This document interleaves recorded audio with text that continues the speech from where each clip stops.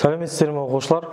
Бүгінгі біздің сабағымыздың тақырыбы жергілікті жердің түсірілімі, жоспарды рәсімдеу ережесі. Сабағымыздың мақсаты белгілі бір тәсіл бойынша жергілікті жердің түсірілімін жасау. Тіркеу талаптарына сай жергілікті жердің қарапайым планын сызу. Жалпы жергілікті аумақтың планын түсіру үшін көп жағдайда үш әдіс қолданылады. Бірінші әдісіміз көз мөлшерлік әдіс, екінші әдісіміз полярлық әдіс, үшінші әдісіміз маршруттық немесе бағыт жолдық әдіс. Жергілікті жердің планын түсіру үшін бізге тұспалдар, қарандаш, сызғыш және планшет керек болады. Бүгін біз осы аталған үш әдістің біреуін, яғни полярлық әдісті таңдай отырып, жергілікті жердің планын түсіреміз.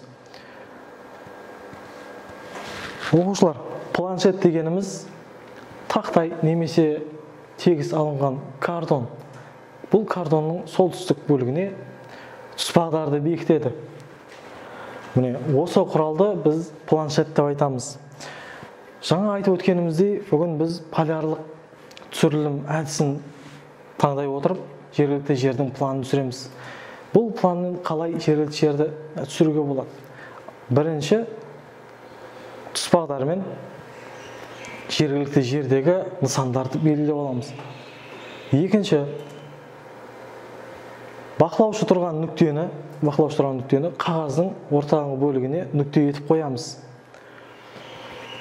Одан кейін жергілікті жердегі нысаналарға компас, яғни тұспалдар арқылы көрсетілген бағыттар бойынша сызық сызамыз.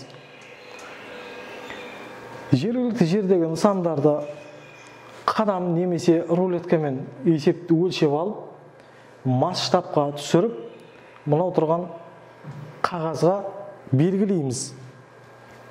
Содан кейінгі қадамымыз белгіленген нүктелерді, нысандарды шартты белгілерге сай етіп қағазға түсіреміз.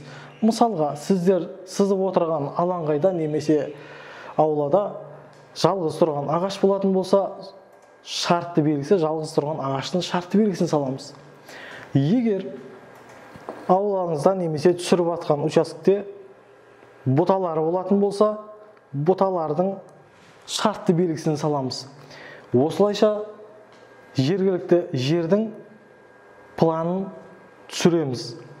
Планда міндетті түрде мынау тұрған нысандар бір-бірінен қашықтығы және ортадағы нүктеден қашықтығы масштаб бойынша түсірілуін ескереміз. Балалар, полярлық түсірілімді қарапайым жергілікті жердің планын жасау барысында қолдансақ болады. Ол мейлі мектептің ауласы, ол үйдің ауласы, осындай аумақтарды түсіру барысында, қарапайым план жасау барысында осы әдісті қолдансақ болады. Енді бүгінгі сабағымыз түсінікті болса, бекіту тапсырмаларына көштік. Бірінші тапсырмамыз экранда түсірілімнің қай түрі көрсетілген. Біз жаңа түсірілімнің үш түрі бар екенін айтқан болатынбыз. Егер жауап берсеңіздер, мен өзім дұрыс жауабын айтып өтейін. Бұл полярлық түсірілім. Ал оқушылар, енді екінші тапсырмамыз жергілікті жердің планын пайдалана отырып, тапсырманы орындаймыз. Сіздердің атластарыңызда осы жергілікті жердің планы берілген. Екінші тапсырма. Жергілікті жердің планында берілген келесі нысандарды, картадағы нысандарды берілген әріпті жазып, дөңгелектеп белгілейсіздер. Анықтаңыз. Егер орындап болсаңыздар, сіздерде жауап мынадай шығу керек. Бірінші нысанымыз жыра А әрпімен белгіленген. Екінші нысанымыз темір көпір Б әрпімен белгіленген. Үшінші нысанымыз құдық В әрпімен белгіленген. Төртінші нысанымыз бұталы өсінділер, бұл Г әрпімен белгіленген. Осымен сабағымыз аяқталды. Сау болыңыздар.